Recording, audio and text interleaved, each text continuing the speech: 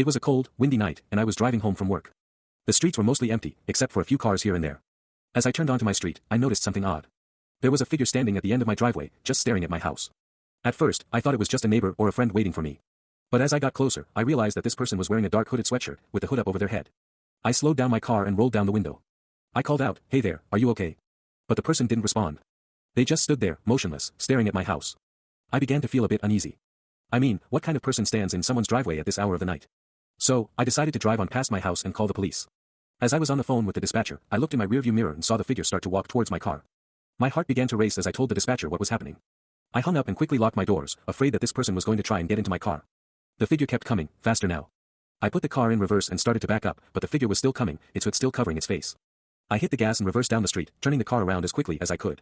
As I drove away, I glanced in my rearview mirror again, and the figure was still there, standing in the middle of the road. I could see that it was holding something in its hands, but I couldn't make out what it was. I sped away, my heart pounding in my chest. As I drove, I couldn't help but wonder who that person was and what they wanted with me. Was it just a coincidence that they were standing in my driveway, or was it something more sinister? I was relieved when I got home, and the streets were quiet and empty. I parked my car in the garage and locked the door behind me. I made sure that all the windows and doors in my house were locked, just in case. As I tried to fall asleep that night, I kept thinking about that mysterious figure. Who was it? What did they want with me? The sightings of the hooded figure continued, but I could never quite catch a glimpse of its face. It was as if it was always just out of reach, taunting me with its presence. One night, I had a dream where the figure finally spoke to me. It told me that it had been watching me for a long time, and that it knew all of my secrets. When I woke up, I couldn't shake the feeling that the figure was somehow connected to my past, that it was trying to tell me something.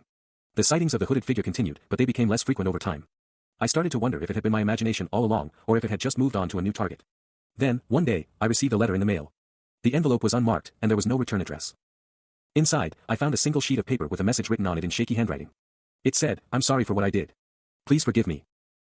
Check out my previous videos.